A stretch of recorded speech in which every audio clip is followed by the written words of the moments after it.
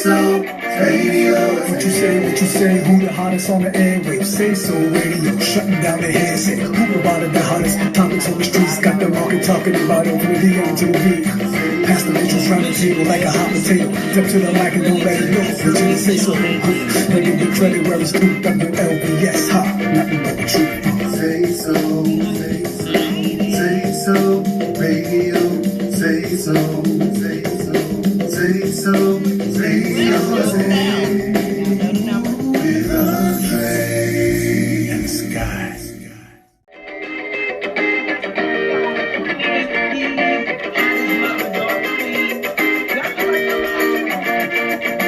SaySo.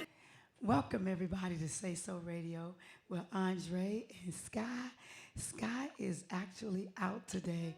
I'm trying to do this so you guys can see the screen. Okay, there we go. Sky is actually out today doing a photo shoot, a video shoot. So I am here today, and our topic today is the journey of independent filmmakers. And I'm real excited today because one of my guests is someone who gave me my second gig, and he actually has me as one of the actresses on his roster. So, but just to give you a little bit today, I am an independent filmmaker as well now. And so I wrote my first, actually it's my second feature, and it's called Vengeance is Mine. And I'm excited. I think the flyer's over there somewhere. Vengeance is Mine. That's it, coming soon. Yes, it's an Andre Harris Productions, and it's about two sisters who had a haunted past, and their present was distorted and their future is uncertain. So that's the name of the movie is Vengeance is Mine, and I'm working with some of the dopest people in the West Coast, the Central, and the East Coast. I'm working with the filmmakers of Magic Movie, Billy Ray Valentine and James Lett are actually coming from Chicago with Victor Gully from Upstage Theater and Taste of Theater. They're coming to DC to work with me. We're all friends. I met James Lett and his wife. I met James first at a Taste of Theater in Chicago. And then after that, I met his wife. And then I met other people. So they filmed the movie Magic. And they're doing really well with the streaming. Since COVID is here, it's not affecting a lot of people. It's not affecting us at all. So I am certified now as a safe set producer, meaning I'm able to film as long as my sets are safe and we follow all of the social distancing protocols with filmmakers and directors. Also, Nakia Dillard is directing the movie. It's amazing how our paths had crossed, and when we get into that, I'll tell you more about it. Could you show me that Magic flyer? Those Magic, the guy in the front and the guy on the end with the cap, James Lett III and Billy Ray Valentine are actually working, they're flying in with actresses and script supervisors and stuff like that to help produce the movie for me and do the production of it, filming and editing and things like that. I'm actually about to learn how to do post-production. James is walking me through a lot of pre-productions. Many of you know I've won major awards for short films, but I have now moved over into feature films, and so I'm excited about where this journey is going. There's a guy with a gray jacket on with a cap, and that's Nakia Dillard. He's actually going to be, my friend Nakia Dillard will be, he's going to be directing this film. So I'm very happy about life and being an independent filmmaker. I realize a lot of things go into it, but when you come up with a team, and we're going to talk about that too, because this call is for those of you who are interested in filmmaking. This show are for those of you who are interested in acting and things like that, because everybody, my favorite motto is everybody had a beginning. I don't care what you do or where you go, everyone had a beginning. And sometimes we forget those humble beginnings, and it gives us that. Sometimes we get a little cocky and we can get a little arrogant because we forget how it was when we began. So we want to always remember when it all started. And so I'm going to take a good quick second break, and then I'm going to bring in this person who is an independent filmmaker and has his own production company, and he produces and distributes all of his own films. And he is one of my mentors. I always tell him, everybody know when I speak about him, I say he's young enough to be my son, but old enough in the industry to teach me some things. And I value his input. I value what he brings to the table. I value his grind. I value his hustle. And of course, I say young enough to be my son, but they're all older than me.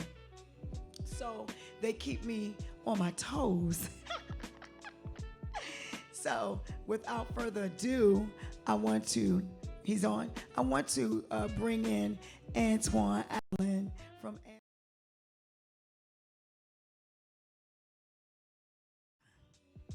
I'm here with you guys. How you doing? How are you? We're gonna try to get you connected to our screen somehow. There he is. Look at that. Hey. Listen, you are just slim and trim. Look at you. Oh, I'm getting jealous. Oh my goodness. You're looking fabulous. So everybody all over the world, we have people, we have a lot of viewers from Sierra Leone and Uganda and Ghana that watches us faithfully. We also have people watching us from Nigeria, and also we have our Facebook fans, and we are streaming live at WLVS on Facebook. I want to say shout out to those of you that's on the West Coast. I see Arizona chimed in and California chimed in. But Antoine, thank you so much for being our guest on today. We have so much to talk about. We're going to talk about everything, and then I'm going to tell you my personal problem that I have. No, we can talk about anything. Finally, I'm on the show. I finally made it to be on the show. So I want to, again, first welcome you here. And let's talk about our topic today is the journey of an independent filmmaker. You wasn't always doing film at first. So let's talk about Antoine Allen before all of this, before the hustle, before the grind. Antoine Allen, the kid growing up, where were you? How did you get to where you are right now, before now? Well, thank you for having me on the show. Appreciate you. Appreciate your energy. Appreciate your heart. Thank you. You hear me okay? I hear you very well. Okay. So if someone told me this 10 years ago, I'd be this award-winning filmmaker, I probably would laugh in their face, because I grew up from Southside Jamaica, Queens, poor neighborhood, grew up in a trauma environment, and I started in the music business. I had a friend of mine that was in the music business. He said, Antoine, I need some help. At the time, I didn't know, sometimes we all have gifts inside of us. We all have genes inside of us, but sometimes we don't get to live our purpose. Mm-hmm. So I got into the music business. I started working with up-and-coming artists from the neighborhood. I was really good at the business side of it. So a lot of artists, now it's the same today, is they don't know how to read their contracts. So I had this gift of reading contracts, knowing the business that I never knew I had. So I started did that for a while. And if anybody has ever been in the music business, when you're dealing with artists, it's kind of like babysitting. And if that artist don't want to wake up in the morning or hate going through their own trauma, you stuck because you're the manager. Mm-hmm. So after I did that, I did some music videos. That was really well. But once again, dealing with artists and music videos, I had big ideas, and their music was kind of limiting me. So I did that for a while, learned the business, and it really taught me how to get into the film business. So I decided one day to do a short film. But before I did that, I contacted some people, and they was like, Antoine, I don't think you should do it. I don't think you never could be a filmmaker. If you don't go to film school or no connection, you can't be nothing.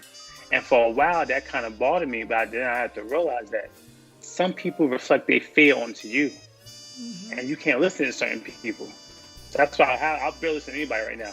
But I did a short film, of course, Split Decision. It was a female boxing film, and it won tons of awards. And that really validated myself to let me know that I gotta stop listening to the noise. It's so easy to listen to so much noise, but God is silent. You just gotta listen. So basically, I came from the trauma environment, got into the music business, and I got into the film business, and I never looked back. And it's a beautiful feeling. Could you show us, I think I've put up there some of the films, because I want to talk about some of those films, because we're going to get to where we are today. So those are some of the films. Are we able to still have him up there? Are you able to see the films? No? Yeah, I see it. I see Okay, it. so we have Life's Too Short, Driving Force, Breakdown, Guilty, Control, Mama's Boy. These are all, So, go ahead, let's talk about those. So after I did my first short film, Split Decision, certain people was telling me do more short films, and I was like, nah, we want to do a feature. But at the time, I didn't have the money to do Lola, the one we're going to get to later on. So I did Life Too Short. And Life Too Short is basically about what we're going to do now. We can't live life like a rehearsal because no one promised tomorrow. So I did that film. I put all my money to shoot it. I won over 25 awards for Life Too Short, domestically and internationally. And I went on a film festival run, and it was amazing. Like I did a premiere in Spain. I never even been out the country. So you never know how far your talent can take you. And then I did Driving Force. Driving Force was a great. I premiered it on CBS Network. It's basically about a film about forgiveness. It's easy to go the wrong way, but forgiveness is more powerful. And then I think we had Breakdown. Breakdown is a wrestling film I did with my partner, John Torres.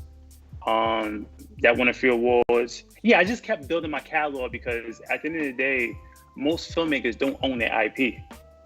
And you want to do those short films to basically, since I came from the music business, I treated my short films like mixtapes and I treated my features like an album.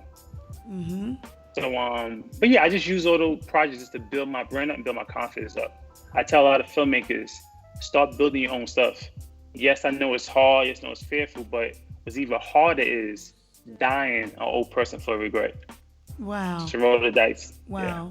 And I had the opportunity to view quite a few of them, and even your first horror short film, and it was amazing. But Driving Force was a really good movie. I enjoyed that. Of course, the one down there in the bottom, Mama's Boy. Mama's Boy. Yes. That's actually the second job you gave me. The first one was another TV series when I first met you in 2017. And yes, I met you. Yep, in 2017, November or something of 2017, and I came back in December to work with you. Maybe in September, October, but either way it goes, back in December, Mama's Boy. And I was looking on Maverick Films one day, and I saw my name as a nomination for Best Supporting Actress for Mama's Boy. I didn't win, but I was nominated. And I said, wow. And then I got a lot of where I am today from you. And that's why it's called The Journey of the Independent Filmmaker, because you always say you don't want to get old full of regret. And because I'm forever 25, I never want to be full of regret. And so when I came there, I got to see how you guys do everything. I got to meet Greg, and these are two of the guys that that are his partners that I work with when I'm there, who make sure that I am okay. It's crazy because I come all the way from DC, and go there and work just like I was sleeping right there with no problem. And they take good care of me. So Eugene and Greg, I have to give a shout out to them because they always show me nothing but love. And I think I got a picture of one of them is like in front of an award something, and somebody else, yep, that's Greg right there. That's Eugene. That's Eugene. That's Eugene right there. That's my right-hand guy. Yep. And then Greg, that's Greg. And he's a young filmmaker. Like, he inspired me so much. This whole team inspires me. So I just want to give him a shout out. Well, I got to get something special to you because you do something that actors actually really need to learn. So when I met you on a set of Illusions, produced by Jensen and Tanya, I seen something in you that I felt like you was like an up-and-coming Viola Davis. You come from another state on time and ready to work. It's people that live around the block come late and they don't realize people see that. So when I saw that about you, that's the reason why I connected to you, because you're about your business. Wow. And a lot of actors actually learned this. Like, they don't realize that no one's giving y'all roles. The generation that came before us, they paid the way, but they locked the door. Mm-hmm. So someone like me, I'm always big on bigging people up, pulling people up, because I know that most people, like the people that we look up to, they did pay the way, but they closed the door. Yeah. So people like me got to fight in and get in, and I'm always good at pulling people up. So people need to learn from you. It doesn't matter where you come from. You could come on set from another state on time, 2 hours early, be ready prepared. That just show how professional you are and how dope you are as an actress. Wow. And only a talented person. And I want to tell people that I was doing stage. I was writing stage plays. I got on the stage for the first time in 2015. And Trey Chaney saw me. He was like, Dre, you don't want to act for TV and film? I was like, no, I only get in there on the stage if somebody messes up. So I did like a YouTube film for a college at Howard University down the street. But you gave me my first real IMDb credit. My first real one. Tanya Thompson and Jacente gave me the first one because it was the Illusions. On the set of Illusions, I met Nakia Dillard, who is like my dear friend to this day. Then you gave me Mama's Boy, and you kept saying you could do this. And I'll never forget that day. I was crying and I was like, please stop, I can't. And you said, don't ever do that because I'm the director and I could see. I never knew it until you sent me the trailer. When you sent me that trailer, and I saw that, I could not believe it. I became infatuated with what goes on in filmmaking. And then you taught me, he is the founder of Validate Yourself Film Festival. And you taught me, don't wait, create. And I was so afraid to step out there. And then I made myself a vow that before I turn 56, I'm gonna do 3 short films. And before I turned 56, I did 3 short films. And not only did I do 3 short films, one of them I didn't circulate because the quality wasn't what I felt it should be to represent a brand named Andrée Harris. I also don't want to look any kind of way. When I'm out there, I want to look, when you see it, you know it's me. Like we have a saying when I'm on set with you. See, when you were part of Antoine Allen Films, that's our line. That's our line. And that short film from September to now, I've won over 19 awards internationally and nationally here. So I not only won for Best Debut Filmmaker, but I won for Best Actress, Best Screenplay, all like 19 awards for one 10-minute, 27-second film. And for my international movie, I won 9 or 12 awards. But that came from you saying, don't wait, create. Yeah, most people don't reach their full potential, not because they're not talented, but because like the fear and rejection stop them. The film industry is the most rejected industry ever. You get 100 no's before you get that one yes.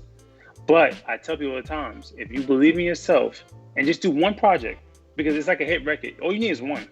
So much stuff can happen. I did one 30-minute short film a few years ago, and it got me all the way here. So, but like I said, I understand. It's frightful, it's scary, but you know, if you really want this, you won't have to get that comfort zone. And I had to get that comfort zone because a lot of people don't know this about me. I'm an introvert. Mm-hmm. But a lot of people, I had to realize that I only could be my own cheerleader. No one's going to represent me like I represent myself. So I could wait, beg a seat for a table. Because when I hear people be like, you know, I waited 30 years to put my work in, mm-hmm. but I really hear that you waited for someone to validate you for 30 years. Mm-hmm. Mm-hmm. So time don't lie. The year's going to pass regardless. So if you can find that courage and find a mentor. A lot of mentors are hard to find because a lot of them are just not really mentors. But find someone that you could believe in. And then also, too, a lot of actors, get yourself out the way. A lot of times, it's us the why we're not in the position we are. You got to let yourself go and just get yourself out the way and control your emotions. A lot of people let their emotions control them. Yes. And then you wind up not having nothing. Right. So just, you know, trust the process. Get yourself out the way. Stop. It's you why you're not in this situation. You know, I noticed that. That was my problem. I was going through a situation, even with the film. I just wrote, it's crazy because you're right about this industry. You know, going to these auditions and they want this certain look or that certain look. And I took a lot of things that I do today from you. I give people opportunities now. And people say, I've never acted before, but I always wanted to. And I believe that there's something that they got. And yesterday I met with a young lady and we sat in the IHOP. And when she read them lines for the first time in her life looking at a script, she read them lines and broke that crying down. I was like, oh my God, I smacked the table. I said, that's what I want right there. And she's like, I'm blessed because nobody gave me this opportunity.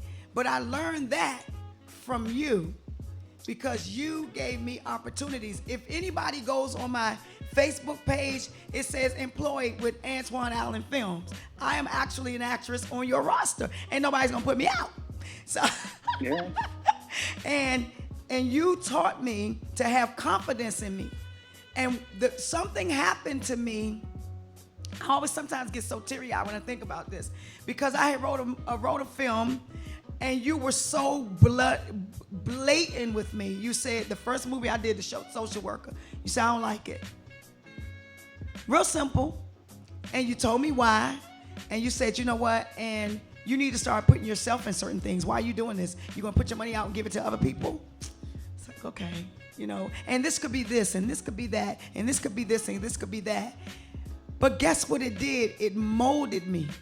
It molded me into the writer I am today. Till my very first feature, I called you and told you about it. I sent it to you, and you had me biting my nails. My nails need to get done all over again. I couldn't move. I was sitting there like, damn, he ain't never take this long to call me back. One person called back and asked me about the relationship with this, that, and the other in the film. I said, okay, I was half asleep when I did that, but I could fix that. I was still waiting on you. You were the last one to call me. So when you called, I just sat there and I was like, okay. I grabbed my pad and I grabbed my pen. And you said, this is a good film. And the reason why I said that because the first trip you sent me, it wasn't you. You was holding back. This feature, you put that pain in it. You didn't let nothing back. And that's why I tell people, let yourself go.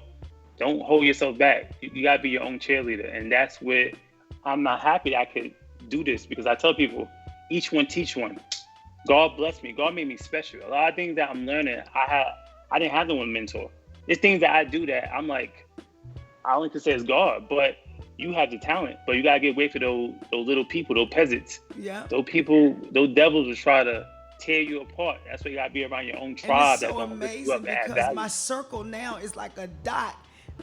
It's some things I had shared with you when I first started this journey. It was always somebody with me all the time, and now it's just me. And I wrote like 3 movies in 1 month, and I just got hired to write for someone.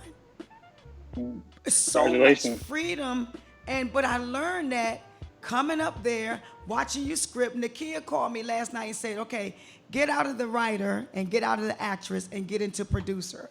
I'm like, what are you talking about? He said, go in there and go back over that script and take out things that don't need. This is another script that I wrote that we're filming called Vengeance is Mine. And he said, go back in there and take out what don't need to be there and do this and do that and the other. And guess what? It worked. Because I started removing myself. And you had a movie that you casted me for. And I was coming out of a, I'm going to be rescuing my daughter, I believe it's a short film, Mother's Love. Mm-hmm. That was, you see certain things, you plant certain seeds in my head. Okay? And so you planted that seed in my head to push yourself, Andrée. So the movie, this movie that I just wrote, I'm a crazy bitch. And I've always been like the nice mother and you're gonna be fine. And he did this. But this, when you planted that seed from Mother's Love, I'm thinking, I can do this. Push yourself. Get out of the 5, 6, 7 kids you're around all day and the nurturer. Get into the craft. And you told me too, acting alone is not going to get it. And that taught me something. And so for you actors, you said it. Come on, talk to us about that. I'm just glad that you listen, because I tell this to a lot of people, they don't listen. So I'm happy that you one out of a few that listen. And I tell people, I don't know everything, but I know enough to get you to the next level of your life. And I'm happy that you listen. I'm happy that people see how talented you are. I'm happy that you and Nakia are working together, because Nakia is another amazing person. And y'all could really start something in your community and show people that, listen, those days of waiting at the table, waiting for those casting directors that don't want to cast dark-skinned actress or dark-skinned actresses because of the light. Like, I know this stuff. I know why some casting directors don't want to cast dark-skinned people. That's why I made sure Life Too Short was dark-skinned chocolate to the max, because those casting directors and those states, they, this, like I said, it's their table. They do what they want. And so we got to stop begging. Let's talk about your film festival, the Validate Yourself Film Festival. Talk about that. Well, this be the first time you hear it. So Validate Yourself Film Festival, I started because I was going to those festivals and I wasn't seeing my people. So I did it for 3 years, successful 3 years. This year was supposed to be the 4th year, but because of COVID, that's not happening. But this is the first time I mentioned this, but Validate is going to be no more. Because what's going on, and next year is not going to happen because this virus is not a one-time thing. It's going to be a while. So I decided to dissolve Validate Yourself Film Festival and start Validate Yourself Management, because we don't need another festival. We need management. We need guidance. So next year I would start Validate Yourself Management, and I would take actors. I would take you under the belt, under management, and guide the career. And that's what I'm really good at. So Validate Yourself Management will be next year, 2021. So for all of you actors and people that are watching, Validate Yourself Management is coming up in 2021, and they will be taking actors and producers and filmmakers and guiding you in your career, okay? Yeah. So, yes. Now, to the feature film, Lola. Could you find that picture up there? He wearing that T-shirt. Lola, first of all, there it is. That's Taja V. Simpson. Happy belated birthday. She just had a birthday. Let's talk about Lola. Yeah, Lola was a very faith-tested journey. So when I first did Lola, with my other co-writer, Julian, I started with her. And then I brought Gray DeCosta in to come in as a writer. But originally, I did what people usually do. Package the script up, try and get people to fund it, be a part of it. I got the 100 no's. No one really believed in it. Okay, that's fine. That's something you have to learn. Just because someone believes in your vision, don't get mad. It's your vision. That's why they can't see it. So I decided to go into my bank account, fund most of the movie myself. And then I reached out to some other people that helped me, different producers that helped me raise some money to do the film. So I did the film. It's actually a series. this is part one. I'm actually doing 5 of them. When it comes to casting Lola, I did a casting call on Instagram, and Taja V. Simpson, she submitted. The first time she submitted, I rejected her because it was just something was connecting. So the year that I was doing the casting for it, I also was having Valdez Film Festival. Funny story is, the short film that won Best Short Film was starring Taja. I didn't recognize the two because her acting ability in the short film was amazing. It was produced by Bella. Yeah, I forgot Bella's last name, but and I forgot the short film. Sorry, but Intercept. She did an amazing job in the. What is it called? Intercept. Yes, Intercept. Yes, it was produced by Bella, and it was an amazing short film. And won at my festival. When I saw that, I was like, wow. That's why another thing. Sometimes, as an actor, you want to pick your roles, because if I never seen that short film, I probably would never cast it. So pick your roles wisely, because if you're playing the same type of role, a casting director or director like me might bypass you only because the role didn't connect to me, and I could see how strong she is. So when I cast her for this film, she took it to a whole different level. Like she was so good that when she came on set, I didn't have to direct her. She was in this role like 200%, and we did it. We shot it. Came out amazing. Shot in 11 days. My rock star cinematographer, Christopher Fox, was a great help. Chris Fox. My partner Eugene, great. It was just an amazing project. And then before COVID hit, we did this nice premiere in Manhattan in Times Square. Sold it out, 300 people at AMC Movie Theater. And then COVID hit, and now we in slow motion. And then the next few months, I can't announce it now, but the next few weeks rather, I'll make a big announcement. Something's going on with Lola. But right now, Lola is getting some rave review press. The press is loving it. A lot of reviews on Lola. And next summer, we'll be shooting part 2. Yep, and there. Do you see the? I think we put a Lola 2 up there already. They have. I was online, and there are so many reviews all over the internet about Lola, and in fact, this guy, DG Afolabi, I think he's in Africa. That wrote this. He's in Africa that wrote this. This about Lola, incredible story of struggle, self-discovery, triumph over challenges. And they just talk about you and talk about the people and talk about Nakia being her father, but they never mention her mother. I was looking for her mother. I just seen the movie. I just seen the movie. Everybody amazing. But you know what's amazing? Taja, I follow her and I follow her career because you're right. She was on that set, and I never forget when I was sitting in the car one night. I don't know where I was coming from, and you said, "I'm getting ready to film Lola." I said, "Oh, okay." I said, "Well, so what do you want me to do?" He said, "I don't know. I'll probably have you in the ring." He said, "So start watching some boxing movies, and so you can just learn how to talk to her in the ring and all this stuff." I said, "Okay." Because you know me, if Antoine's doing something, I got studio guests. If Antoine's doing something, I'm coming to New York. If I got to leave about 1 a.m. and just be sitting outside a 24-hour restaurant at 5, I'll be there. And so I said, okay, that's what I'll do. And so I was filming the movie in 2019, February of 2019. I was filming my movie Vita. And he texted me, and I said, "I'm filming, but I'll call you right back." And you said to me, I still got the text on my phone, "I got a major project for you." I was like, "Oh, okay." And so when I called you, you said, I was sitting up here getting ready, audition all these people. And I thought about it. I was calling Andrea because she'll do it. That's the exact word. And I was like, do what? Taja V. Simpson's going to be Lola, and you're going to play her mother, and the kid is going to play her father. I said, well, me and the kid get along. Me and the kid met on your set, and we're like very close friends, thick as thieves. And he helps me with my acting, and he just helps me with everything.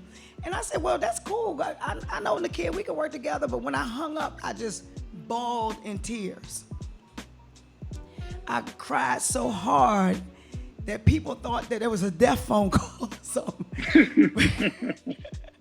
Because I was excited, because I was like, you'll see these people on TV and, you see these things and stuff like that, and never in your entire life.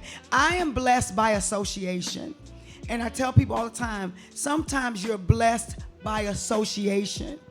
When I was watching The Oval the other night, my daughter came in the room and she said, "Mommy, ain't that Lola?" I said, "Yeah." She said, "Ain't that the girl on your Facebook page that you was her mother in the movie?" I said, "Yeah." She said, "Well, I thought I saw her on That's So Raven." I said, "You did."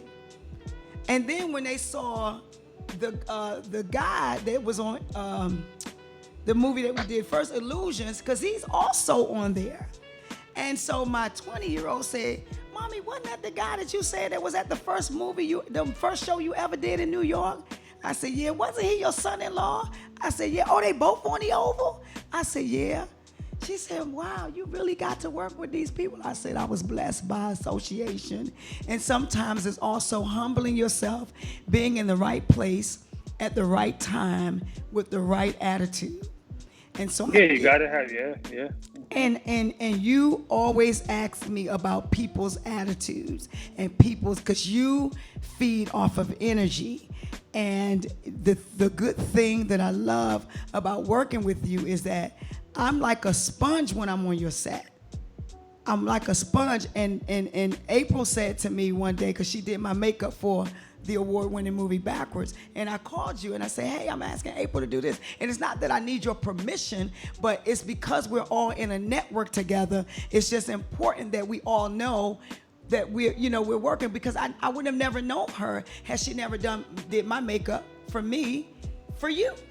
So if these connections are made, it's not like I went and did them myself. I met some of these people through you. So it's only fair to say, "Hey, I want to bring so-and-so on here and do this." And you said to me, "She's great. That's a great choice. He's good. That's a great choice." Because you've been in this business long enough, and if somebody don't have the right energy and I met them on your set, I need to know.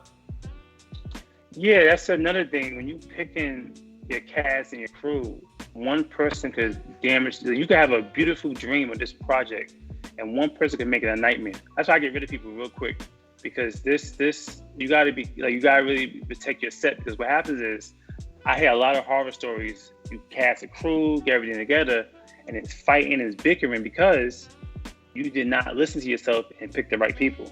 So when you're building your team, pick the right people. It takes one cancer to ruin a whole set. I'm quick to and I write, get rid of everybody. You know what I do now? I write with the person I have in mind that's going to play the role. I write with the person I have in mind. If I see them and I know that this can happen, I write for that person and I pick them. And then and I like doing that, but I learned that from coming up there. I learned how to I don't have to go this way. I could do it this way and it still give me the same results. I learned that. It's just amazing.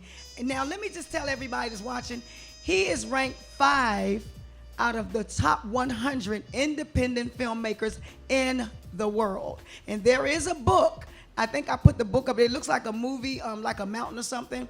But there is a book, part 1. The top 100 indie filmmakers in the world, part 1. Antoine Allen is in that book. Yeah, so that was a cool highlight in my career. Dale Weston, he's another great guy out of LA. He runs this film festival called Action on Films. Anybody want to submit? I think they open now for submissions. Okay. So now they're in Vegas. So they was in LA, but now they're in Vegas. So he did this book called The Top 100 Indie Filmmakers of the World that he came across in his lifetime, and he put me on the list, and I was number 5.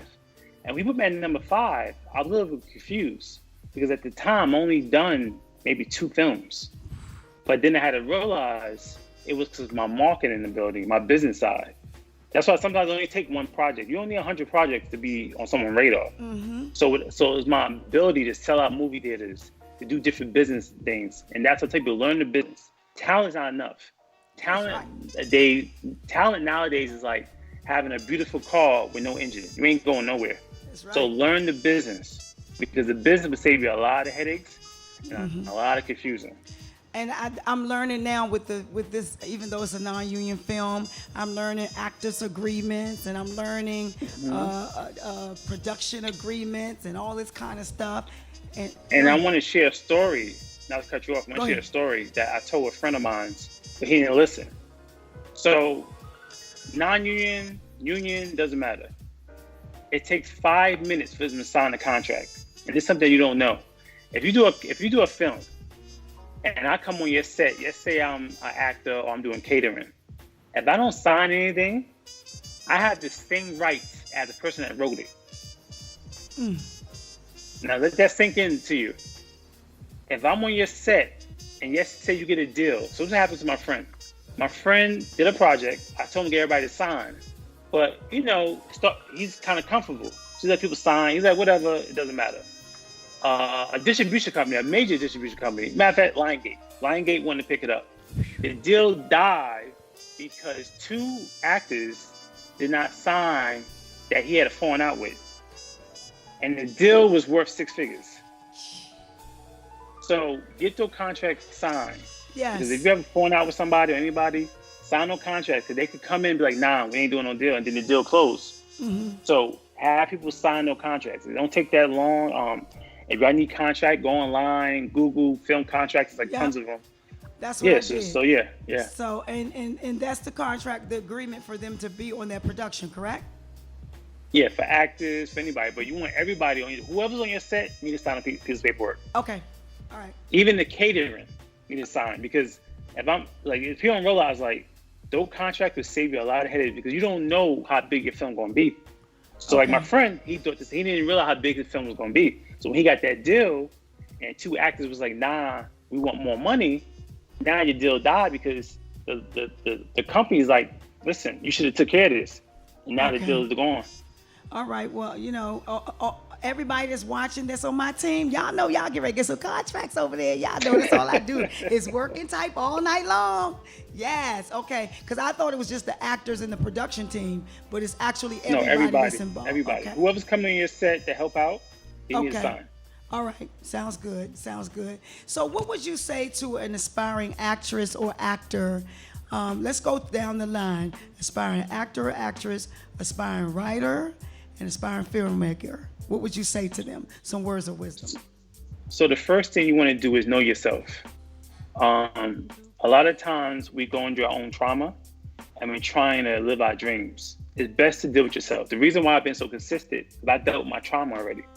Because it's hard to have one foot in, one foot out, because then you're going to miss your blessings. So first, deal with your own trauma. Deal with your own stuff. Because what happens is you're going to wind up meeting somebody, having a situation, you're going to wind up ruining it because you didn't deal with your own issues. So take care of that first. The second thing is make sure you really want this.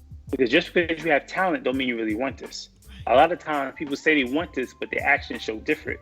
Because, like I said, you got to really want this, because this industry is really rejected. Like, I get so many no's that's not even funny. But I realize it's part of the process. And then the third thing is know the business. With anything, know the business. Back in the day, before internet and this digital era, we couldn't really do what we can do now. Now you have no excuse. Anybody can make a film. It's people making feature films with iPhones and everything. Yeah. So know the business. Go on YouTube, search. There's so many. We upgrade our clothes, our phones, but we don't upgrade our mind. Wow. You have the biggest thing in your pocket called a phone. Google, everything is there. But sometimes we don't want to do the research because we want to ignore the fact. We want to stay in our comfort zone. So when you asking yourself, especially with COVID going on, COVID is a perfect opportunity to really look at your life and reflect and be like, no, I want more out of my life, because no one promised tomorrow. So do your research, study. I know you just want to be an actor. I know you just want to be a writer, but being a one-trick pony is not going to work, especially for Black and brown people. We got to do the most. We got to do 10 times better than our counterparts, Caucasians. So you want to do 10 times better, work 10 times harder, because this is the situation that we're in. Okay. And and you started out in music, and there are some people who are interested in just writing music for film and everything. Is that something that could be a good career for a writer or a musician? Some people. If I was a writer doing music, what I would do, because this is the thing, you can't just do one thing no more. Like it's, because at the end of the day, I know people that are going to be more talented to me, but would never out hustle me. The hustle's so separate. So if I was a writer, I could contact some filmmakers, say, hey, listen, let me write or saw one of your short films for nothing. Build your credit up. Sometimes it's not about the money, it's about the opportunity. A lot of people chase the money and they get nowhere. Money's going to come regardless. If you want to chase the opportunity, build yourself up. Because at the end of the day, if you're asking for this amount of dollars for your music, but you never did nothing, that don't make no sense. In your mind, you think you're worth value. But if I research you and you haven't done anything, that's just in your mind. That's it. You got to prove the concept. So yeah, I would reach out to you, reach out to me, say, hey, I got some music. I want to produce it. All right, send it to music and then go from there. But be aggressive. Now you see what's going on with the world with the Black Lives Matter, and now they want to give us holidays and do this. Only because for so long, we've been on defense. Now we're on offense. You got to do the same thing in your career. You got to be on offense. You can't be waiting for someone to give you something. Be on offense. The more you do for yourself, the more people do for you. Yeah, and it's amazing that you say that, because I had I met some people at the 5 years ago at Taste of Theater in Chicago, and we became very good friends, his wife and I and him. And they actually are flying here to film my movie, and just the whole team working together. And I tell you, the way they put the package together, I just couldn't believe it. But I also started being able to say, this is what I want. This is the look that I want to see. And he called and said, I want to send my stuff to your house, and I have a drone, and I said, you got a drone? So now I'm looking at the Black Magic cameras and stuff they got, and they look like little toys to me. And I'm not interested, truthfully, to be behind the camera, but I am interested in making sure that it looks the way I want it to look. And I know my lane. Like you said, know yourself. Know what it is that you really want to do. I find joy in writing, acting, and I want to know that it looks good. And I'm okay with that.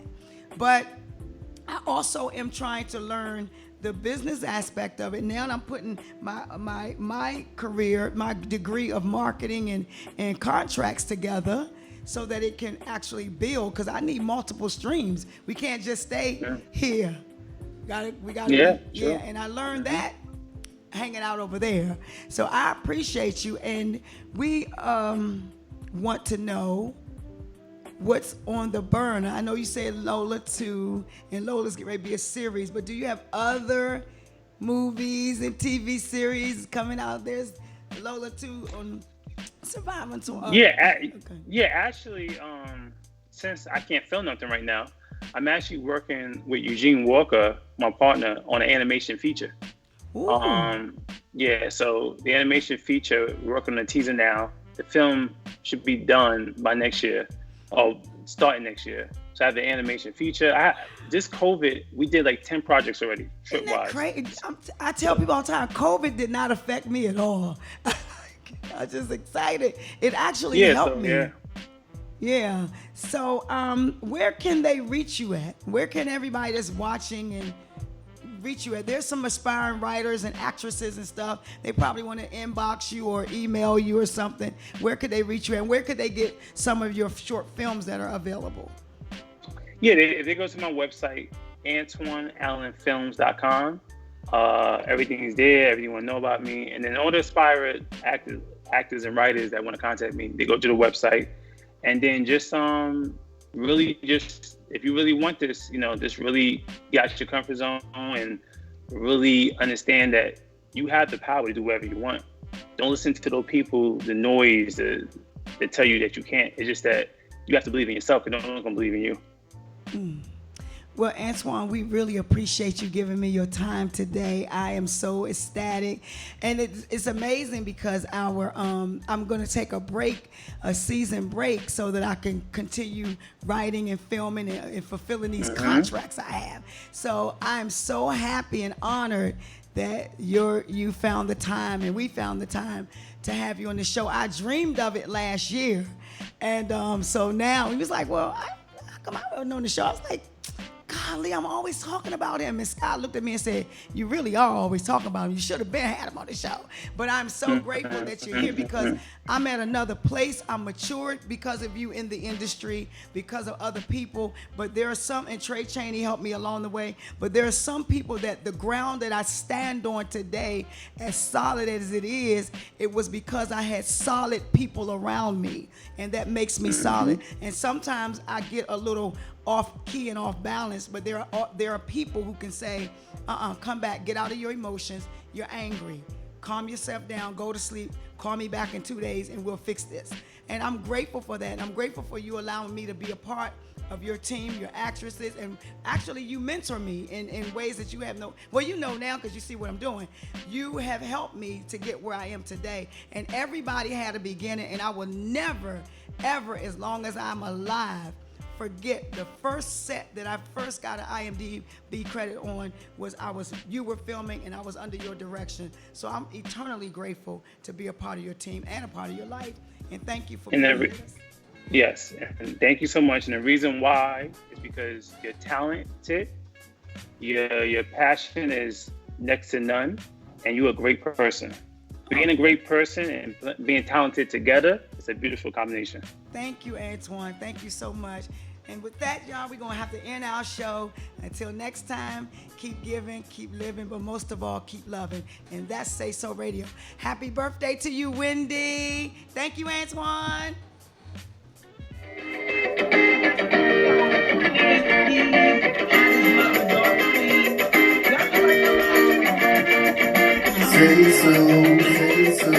SaySo Radio, SaySo Radio. What you say, who the hottest on the airwaves? SaySo Radio, shutting down the headset. Who about the hottest topics on the streets? Got the market talking about it from the D to the B. Pass the intros round the table like a hot potato. Step to the mic and don't let it go. But you say so, I give you credit where it's due. WLBS, ha, nothing but the truth. SaySo Radio, SaySo